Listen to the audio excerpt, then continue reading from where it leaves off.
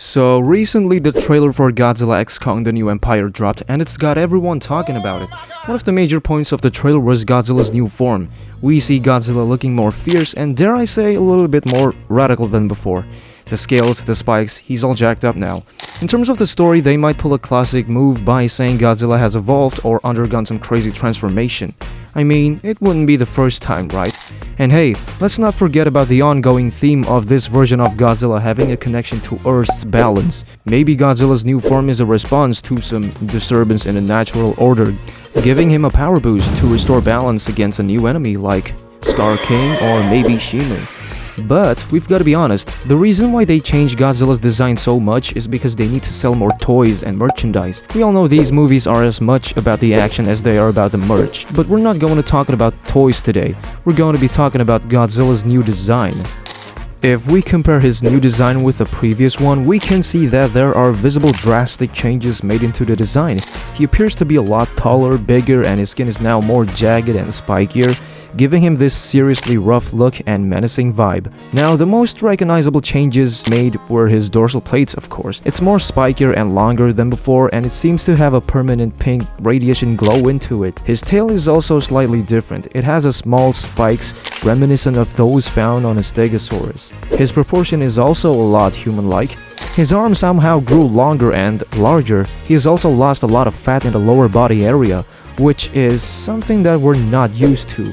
We're used to have Godzilla in the movies with thick legs and stocky build, but it's actually beneficial for this version of Godzilla because in the trailer, he's able to run really fast keeping up with Kong. It's understandable that Godzilla went through several upgrades on its look, but by far, this is the most extreme one. Throughout the movies, Godzilla's changes were not as drastic as this one. He did get buffer when he fought King Ghidorah, and his dorsal plate was changed too.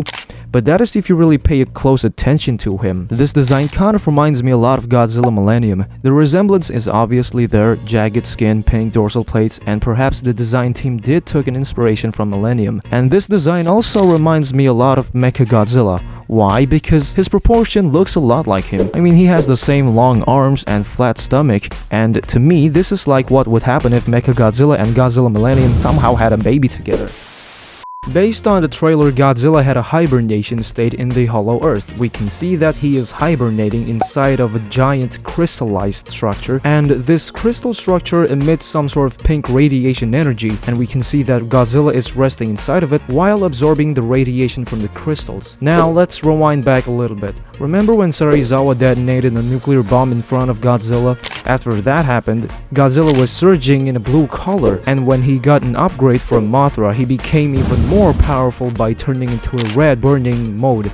But there are possible scientific explanations as to why he is pink now. Based on the electromagnetic radiation wavelengths, each color represents a surge in his radioactive level. Think about it, blue, red, and now pink. When he was blue, he was powerful. When he went red, it was even more powerful than before. Now, assuming that he is even more powerful than before, the color pink does make sense because based on the radiation spectrum again, pink is higher than red and blue. Now, if this is true, then it's a really clever twist to the color change narrative, adding layers of depth to the Big G's evolution. Now, as of making this video, we're not entirely sure why Godzilla went on a hibernation state and came back all jacked up, but it is possible that in the upcoming movie he lost the battle and was badly injured while facing other titans like Skar King or perhaps Shimu. Let's take a look at the MonsterVerse movies first. When Godzilla fought the Mutos, he was really slow and heavy. The atomic blast seems juvenile. In The King of the Monsters, when he fought King Ghidorah, he is a lot bulkier than before. His movement is also a lot faster and his atomic blast grew more powerful. In Godzilla vs. Kong, he was even more faster. Just look at his speed when he fought Kong and Mechagodzilla. And now Godzilla is fully sprinting alongside with Kong charging at something. The point is, throughout the movies, Godzilla has fought multiple enemies, and each movies, those enemies are a lot stronger too. So in a nutshell, Godzilla's evolution can be interpreted as an ultimate response to the escalating threats that he faces. It's not just about evolving but also maintaining his position as king of the monsters as new threats rises up. And the best part is, we're left on the edge of our seats, eagerly waiting to see what Godzilla's next battle will be. We've got some serious debates in the fandom about Godzilla's new look in the new Empire. Some people really dig it, and some people really despise this new look on Godzilla.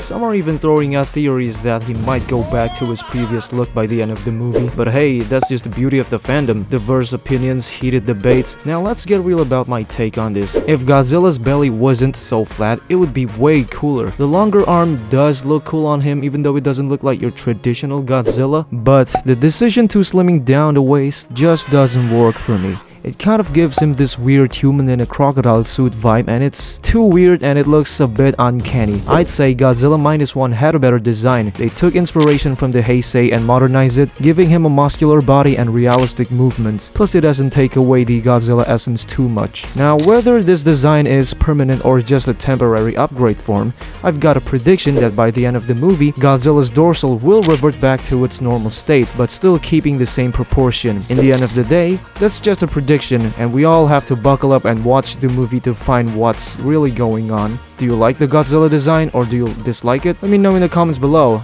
If you like this kind of video, make sure you subscribe and leave a thumbs up. Thank you for watching.